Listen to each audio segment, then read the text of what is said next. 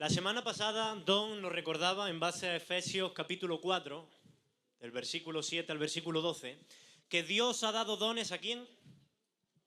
A todos los creyentes. Y ha dotado a ciertas personas con unas capacidades especiales. ¿Para qué?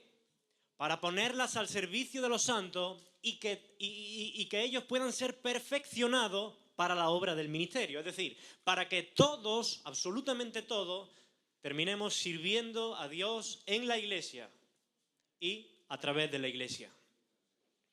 Mirad, la iglesia no es como un partido de fútbol. En un partido de fútbol hay 22 personas en el terreno de juego, en el campo, que necesitan desesperadamente un descanso, y 50.000 personas o más en la grada que necesitan desesperadamente hacer ejercicio. No. Dios nos ha llamado a todos, a cada uno de nosotros, a estar en el terreno de juego, en el campo, trabajando, sirviendo, gastándonos, desgastándonos por Dios. Pero, ¿hasta cuándo creéis que será necesario que estemos sirviendo a Dios en la iglesia, que estemos poniendo a su servicio nuestros dones? ¿Hasta cuándo creéis que será necesario? ¿Cómo? Siempre. Esa es la respuesta, o esa es la pregunta que Pablo va a responder del versículo 13 al versículo 16 en Efesios 4, si podéis acompañarme. Efesios 4, versículo 13, la Reina Valera dice, hasta que todos lleguemos. O la Nueva Versión Internacional dice, de este modo todos llegaremos a la unidad de la fe y del conocimiento del Hijo de Dios, a una humanidad como perfecta, que se conforme a la plena estatura de Cristo. Mirad, la meta de la iglesia es que todos nosotros lleguemos a nuestro pleno desarrollo, a la unidad perfecta. No deberíamos contentarnos únicamente con vivir vidas respetables en este mundo.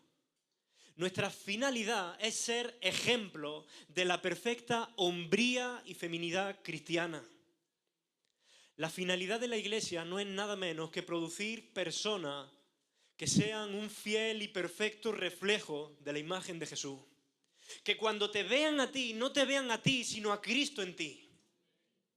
Esa es la meta de la iglesia según Pablo. El crecimiento como meta, y ese es el primer punto de esta predicación. Mira, solemos decir que la meta de la iglesia es glorificar a Dios, y es correcto. Pero nosotros vamos a glorificar a Dios en la medida en que cada día vamos creciendo más a la estatura de Cristo y siendo cada vez más semejantes a Él. Pablo en Romanos 8:29 volvía a recordar esta idea y dice que todos hemos sido predestinados ¿para qué? ¿Alguien recuerda ese versículo? Dice, a los que antes conoció también los predestinó para que fueran hechos conforme a la imagen de su Hijo. Es decir, hemos sido predestinados para manifestar todas las características de aquel que es la medida del hombre. El hombre perfecto, nuestro Salvador Jesucristo. Mirad, nuestra meta no es conseguir una mega iglesia con 5.000 personas. Si se consigue, gloria a Dios. Si no se consigue, gloria a Dios también. Nuestra meta no es tener una iglesia, un templo a la última moda. Si se tiene, gloria a Dios. Si no se tiene, gloria a Dios también.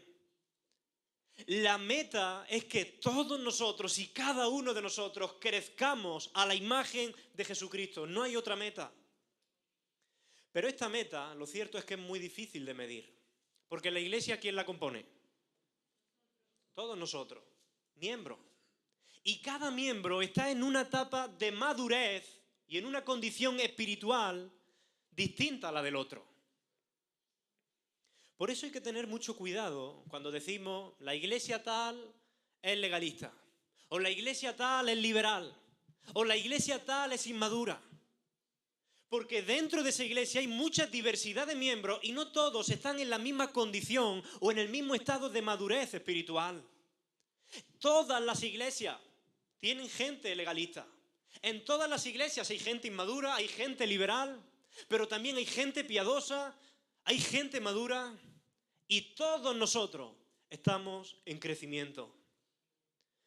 Por eso, a menos que sea un asunto realmente trascendente, debemos tener cuidado de no ser cristianos saltarines. Los cristianos saltarines son aquellos que van de iglesia en iglesia buscando la iglesia perfecta.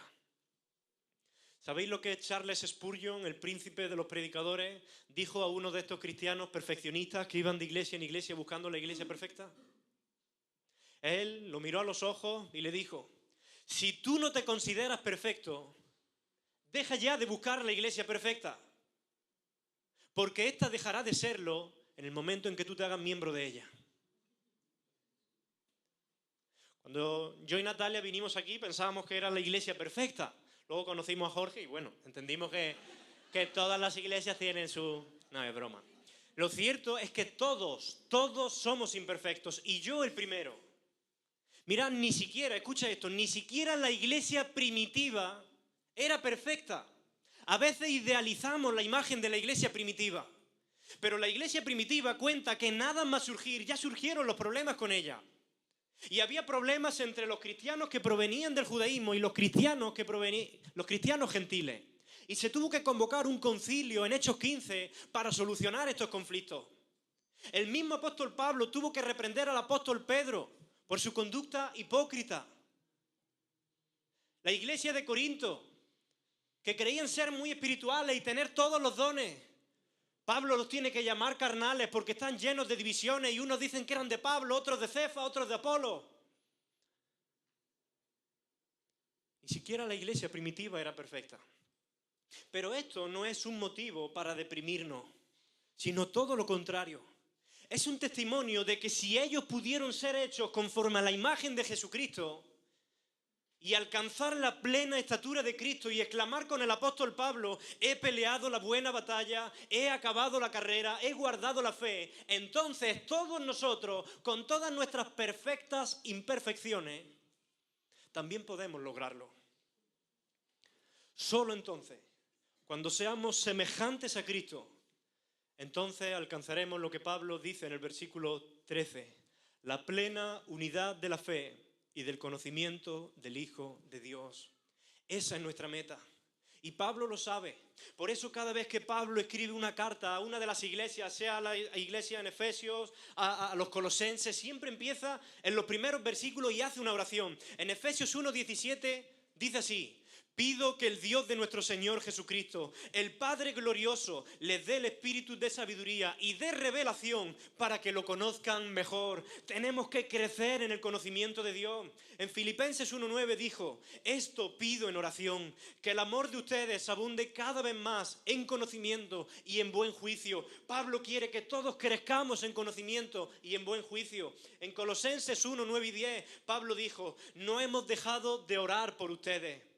Pedimos que Dios les haga conocer plenamente su voluntad, con toda sabiduría y comprensión espiritual, para que vivan de una manera digna, agradándole en todo. Esto implica dar fruto en toda buena obra y crecer en el conocimiento de Dios. Pero examinémonos un momento. Paremos aquí y pensemos en nosotros. Si nosotros miramos retrospectivamente nuestra propia vida, si miramos atrás en el tiempo, ¿podemos ver crecimiento espiritual en nosotros? Piensa de aquí a un año atrás. ¿Has visto en este año crecimiento espiritual en tu vida? ¿Ha crecido tu relación de intimidad con Dios? ¿Ha crecido nuestro deseo de conocer su palabra? ¿Ha crecido nuestro deseo de servirle y poner a su servicio los dones que Dios nos ha dado? ¿Ha crecido nuestra intimidad, nuestra preocupación y nuestro deseo de servir a los hermanos? ¿Es nuestro carácter y nuestro temperamento más semejante a Jesucristo que el de hace un año? Porque lo siguiente que el apóstol Pablo hace en el versículo 14 es advertirnos del peligro de no crecer.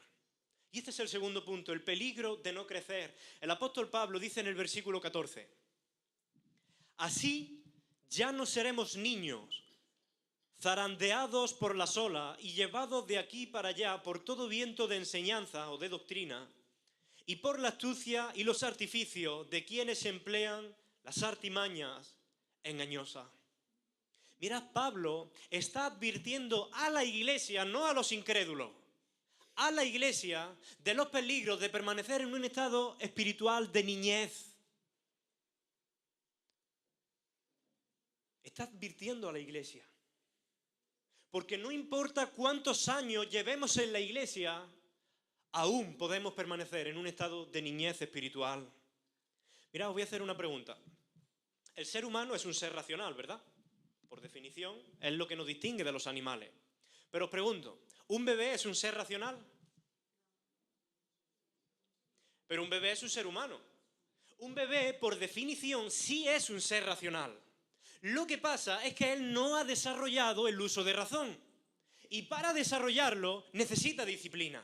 Por eso desde chiquititos les ponemos música, les cantamos, les enseñamos los colores, lo apuntamos a la guardería, a parvulitos, al colegio, al instituto, a las universidades. Ellos tienen su formación, tienen una alarma que los despierten, tienen 6 horas, un profesor que va detrás de ellos, que les pone tareas. Ellos necesitan disciplina para desarrollar sus capacidades.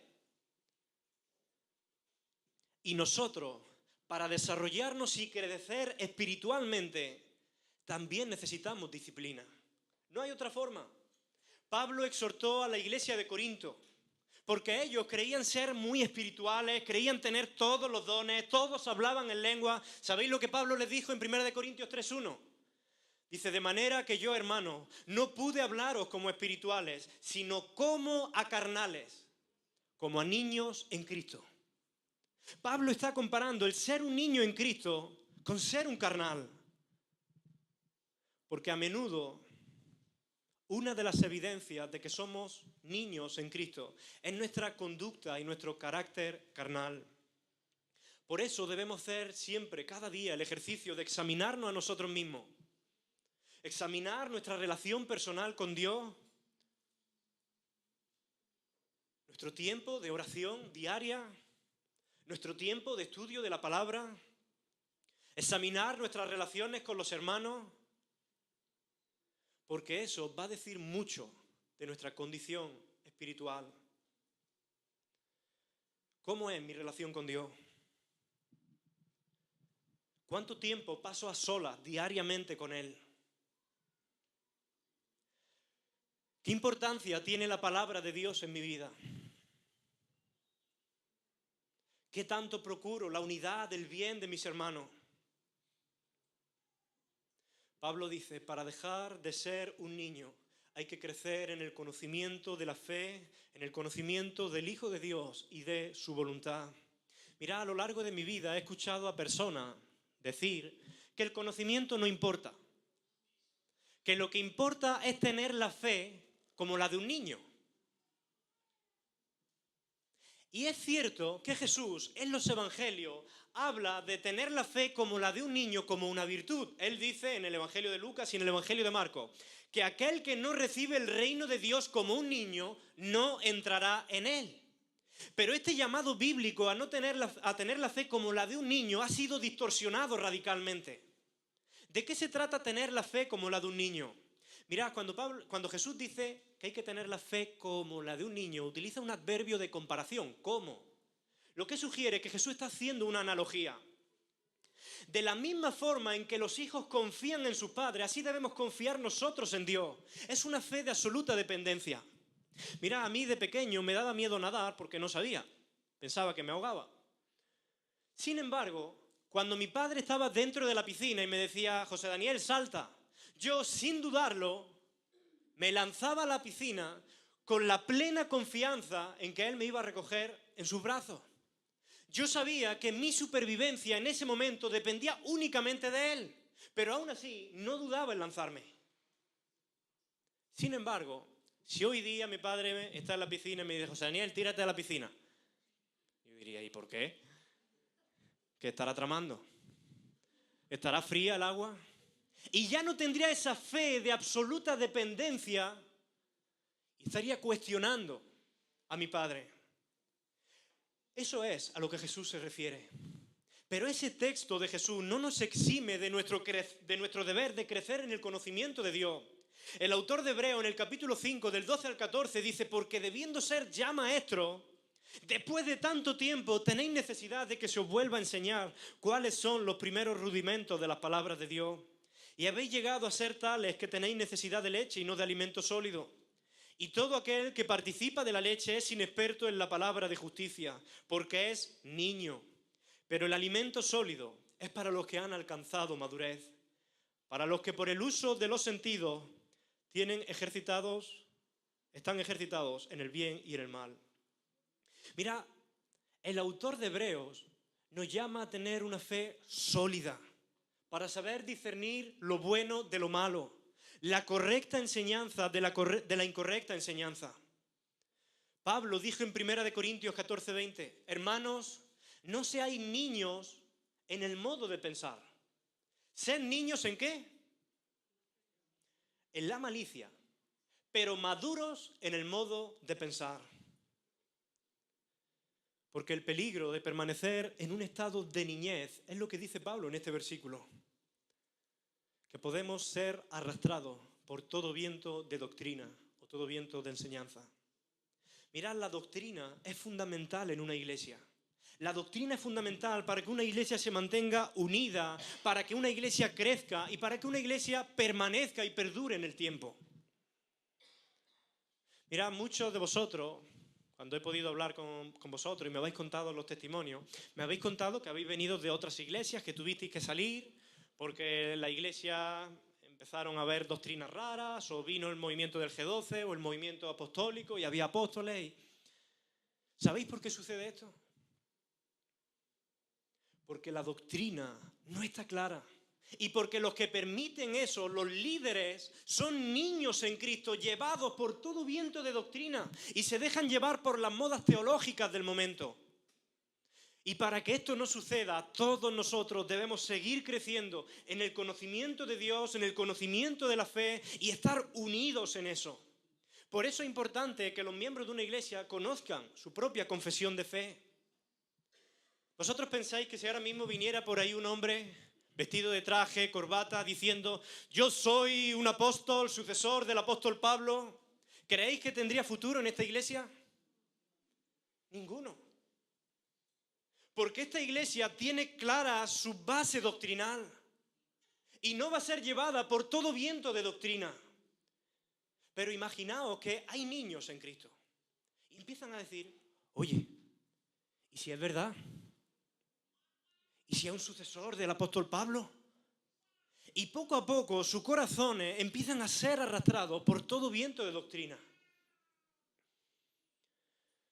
Cuando se hacen cambios doctrinales en una iglesia, al principio quizás puedan parecer insignificantes, pero con el tiempo tendrán una gran repercusión. Por eso uno de los motivos para dar gracias en esta iglesia es que esta iglesia se ha podido mantener firme durante, ¿cuántos años lleva? ¿8 años? ¿10 años? Y no ha sido llevada por viento de doctrina, ni por hombres que usen las artimañas del error. Pero la pregunta es personal. ¿Somos nosotros creyentes disciplinados que crecen en el conocimiento de la fe del Hijo de Dios y de su voluntad? ¿Qué tipo de disciplina hay en nuestra vida que contribuya a nuestro crecimiento espiritual? ¿Podemos pensar en cosas específicas que hagamos diariamente para crecer? ¿Hay algo que tú hagas a propósito y digas, esto lo hago porque quiero crecer en el conocimiento de Dios, quiero crecer en intimidad?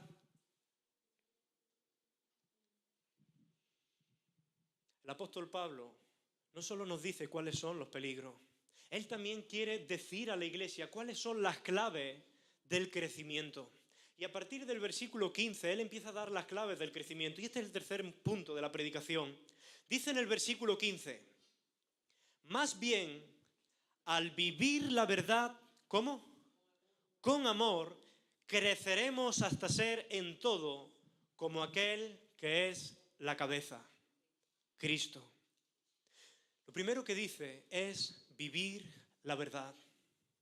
Mirad, como cristianos estamos llamados a conocer la verdad a través de la palabra de Dios. Pero estamos llamados a conocer la verdad para vivirla. Mira, al estudiar la carta a los Efesios vimos que los 3 primeros capítulos eran esencialmente doctrinales. Pero los 3 siguientes capítulos eran fundamentalmente, ¿qué? Prácticos. Porque la verdad de Dios tiene que llevarnos a vivir de una forma que glorifique a Dios. Si no, no nos sirve para nada. Por eso debemos preocuparnos por aquello que desconocemos de la Biblia. Pero debemos preocuparnos aún más por aquello que conociendo no practicamos y no vivimos. En Santiago 1:22 dice: no se contenten solo con escuchar la palabra, pues así se engañan ustedes mismos, llévenla a la práctica. Mirad, nuestra motivación al escuchar domingo tras domingo la palabra de Dios no es simplemente crecer en conocimiento, sino esforzarnos en que esa palabra transforme nuestro corazón y cada aspecto de nuestra vida. La pregunta es, ¿cómo puedo vivir eso que escucho cada domingo?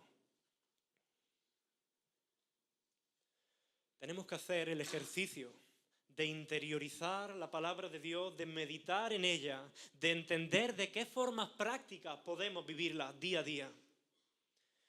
Pero a menudo solemos escuchar una predicación un domingo y quizás no volvemos a pensar en ella en el resto de la semana. Entonces, ¿de qué forma estamos dando lugar a que ella produzca cambio en nuestra vida?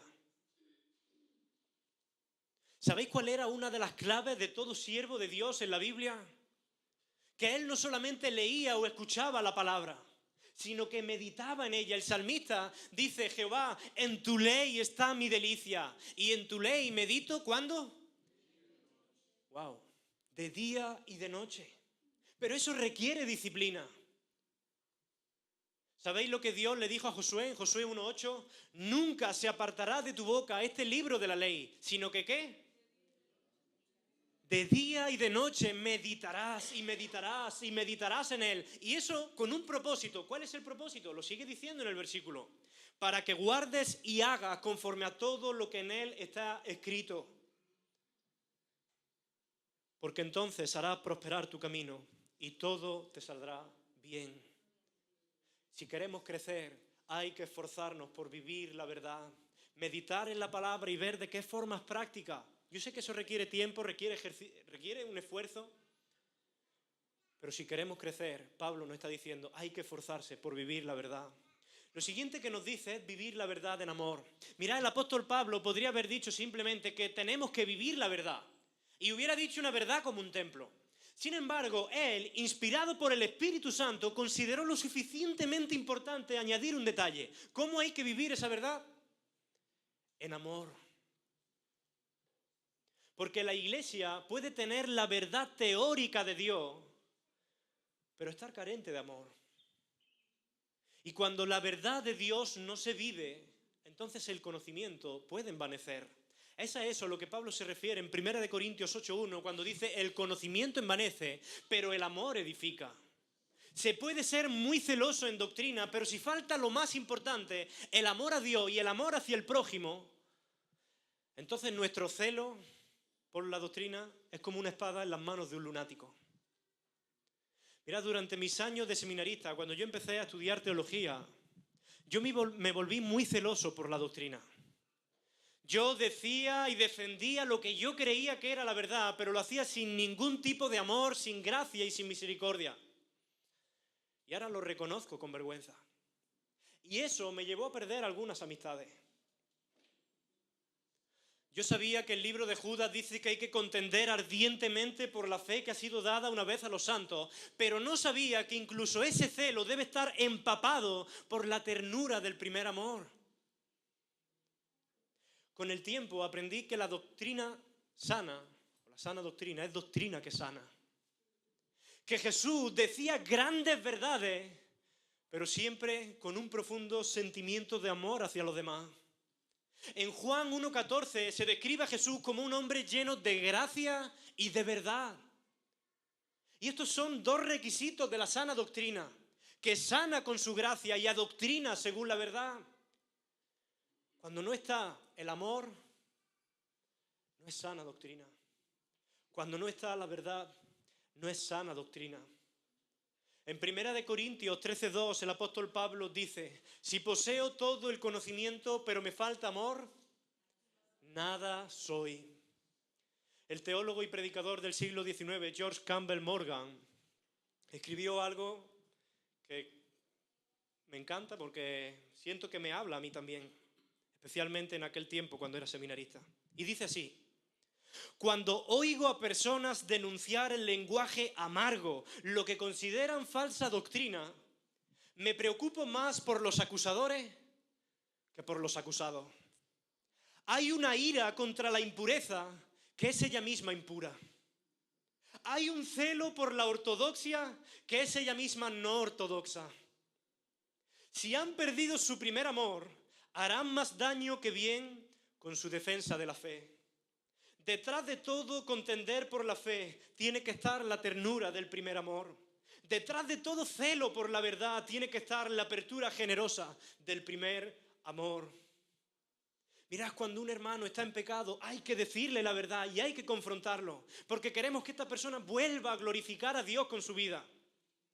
Pero esa exhortación debe hacerse siempre con amor, en amor y desde el amor. Si a la confrontación le falta amor, entonces no es una confrontación verdadera. Y si nunca confrontamos con la verdad, entonces no hay amor verdadero. El amor y la verdad siempre deben ir de la mano. Y yo estoy convencido de que cuando Pablo le dice a los efesios que deben vivir la verdad en amor, es porque él sabe que era necesario decirlo en aquella iglesia, que había personas que olvidaban esto. De hecho, es interesante, pero casi 30 años después, cuando se escribe el libro de Apocalipsis, en el capítulo 2 vemos un mensaje a 7 iglesias. Y uno de los mensajes es a la iglesia de Éfeso. ¿Sabéis lo que le dice Cristo? En el capítulo 2, versículo 2, Cristo primero alaba y reconoce el celo doctrinal de estos efesios. Y le dice así en el versículo 2 y luego en el versículo 6. Dice: conozco tus obras y tu duro trabajo y tu perseverancia. Sé que no puedes soportar a los malvados y que has puesto a prueba a los que dicen ser apóstoles y no lo son. Y has descubierto que son falsos. En el versículo 6 dice: tienes esto a tu favor. Aborreces las prácticas de los nicolaitas, las cuales yo también aborrezco. Pero ¿sabéis qué? Que en el versículo 5, el Cordero, Jesús, también añadió algo. Y les dijo: pero tengo contra ti que has dejado tu primer amor. Recuerda, por tanto, de dónde has caído y arrepiéntete. Y haz las primeras obras, pues si no, vendré pronto a ti y quitaré tu candelero de su lugar si no te hubieres arrepentido.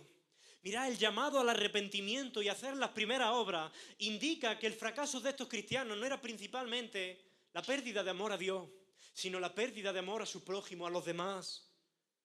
Cuando nuestro rechazo a las prácticas pecaminosas de otros se transforma en un odio hacia esas personas, entonces nos hemos apartado del amor redentor de Cristo y estamos pervirtiendo la fe. Pero ¿somos nosotros conocidos por nuestro amor en la iglesia? ¿Somos conocidos por nuestro amor en la familia? ¿Somos conocidos por nuestro amor en el vecindario?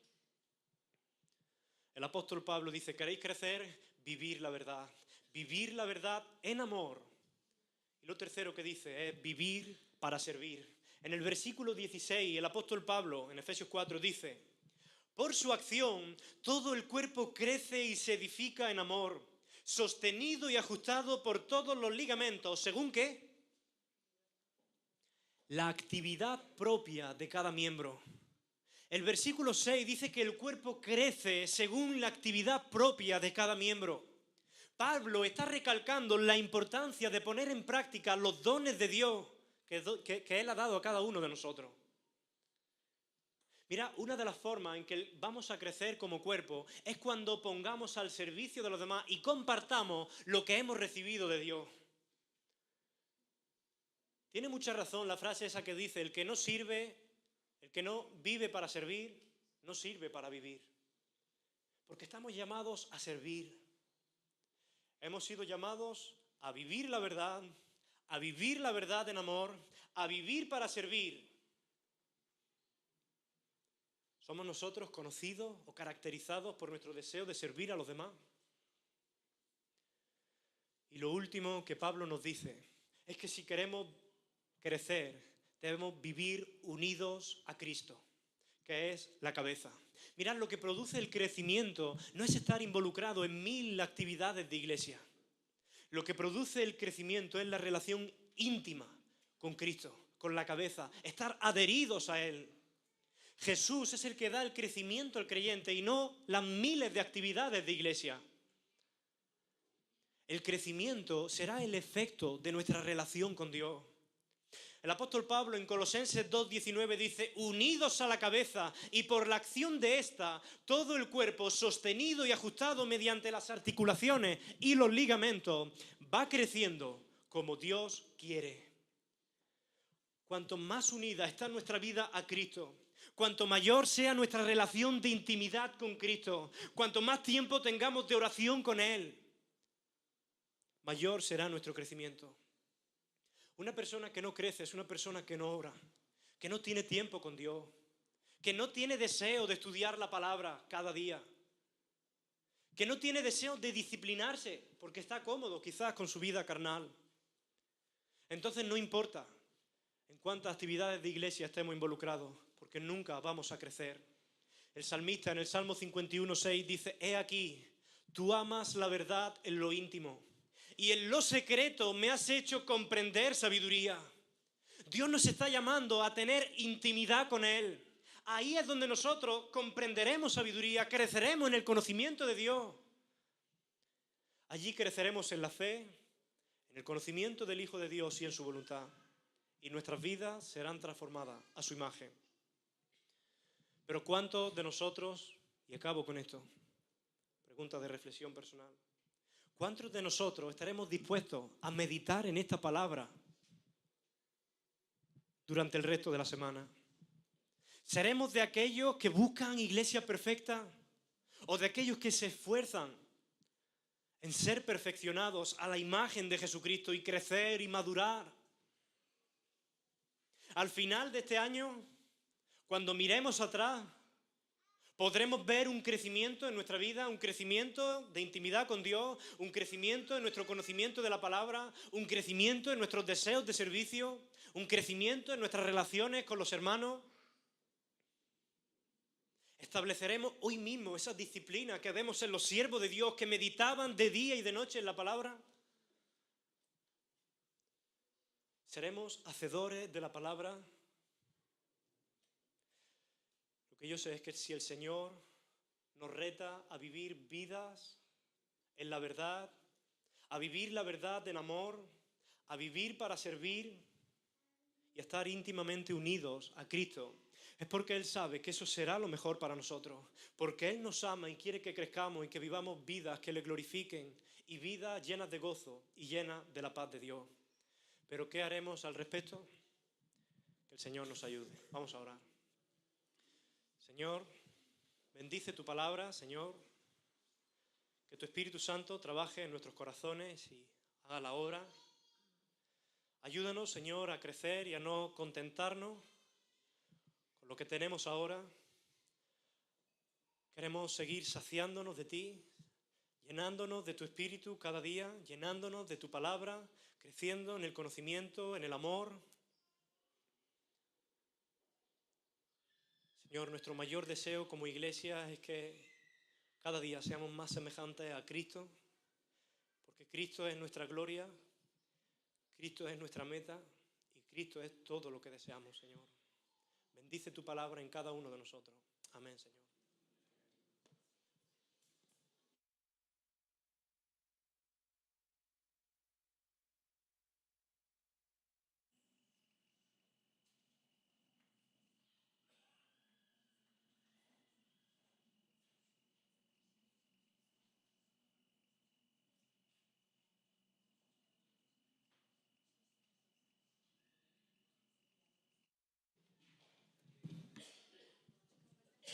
Damos gracias al Señor por su palabra hoy. Gracias, José Daniel, por su esfuerzo, por la predicación, y esta semana estaremos meditando en todas las palabras que el Señor hoy nos ha dado. Y bueno, vamos ahora a pasar el tiempo de ofrenda. Y damos gracias al Señor porque Él siempre nos suple. Sabemos que incluso en momentos de dificultad está con nosotros y Él no nos va a dejar. Y le agradecemos porque también tenemos una iglesia maravillosa y podemos administrarla con lo que el Señor nos da. Y vamos a pasar ahora a la bolsa de la ofrenda y voy a tener una oración. Señor Dios, gracias te damos porque tú eres bueno siempre con nosotros. Gracias, Señor, por esta palabra, Señor, que hemos escuchado hoy. Señor, te pido, Señor, que podamos meditarla en esta semana, hoy, Señor, cada día.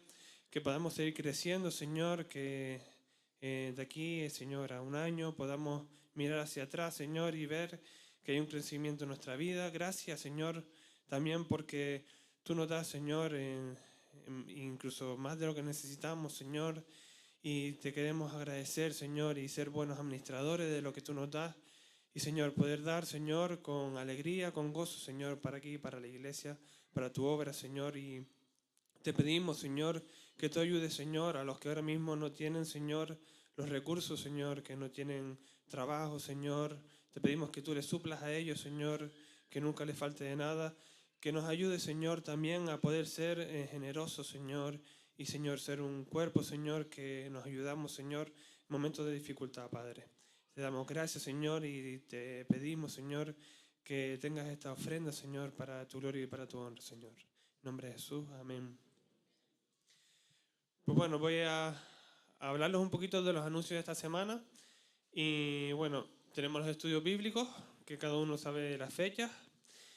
Y ya tenemos aquí a Jordan y Annie de Oregón. Y vamos a tenerlos 2 semanas entre nosotros.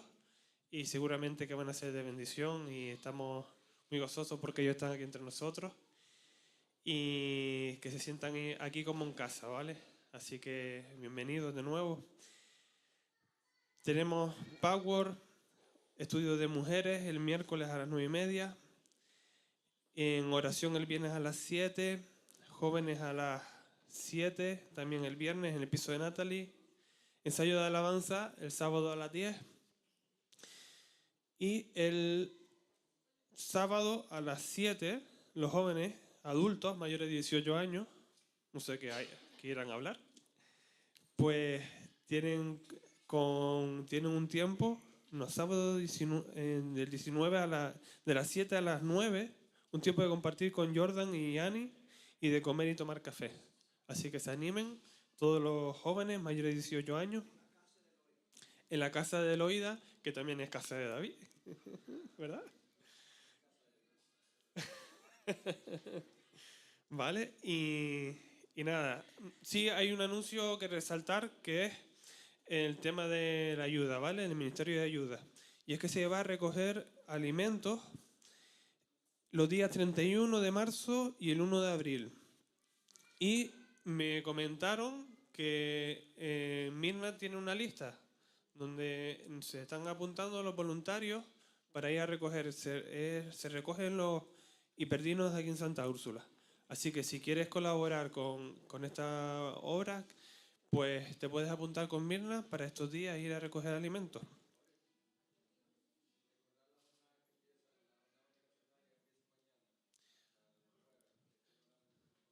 Estemos orando por las jornadas que se comienzan en la universidad de Interroga a un cristiano, y es un momento de un gran reto porque van a tener muchas preguntas y van a tener que contestar con la palabra, y vamos a estar orando por ellos, por el trabajo de GBU allí en la universidad, que sea de bendición, y va a ser durante esta semana, de lunes a jueves. Vamos a estar orando por esto. Y bueno, tenemos el versículo de Santiago 4, del 1 al 10. Seguimos memorizándolo. La semana que viene me imagino que tendremos con Lota la memorización y nada más. Tenemos unos cuantos anuncios más que podemos leer aquí y le dejo paso al grupo de alabanza ya.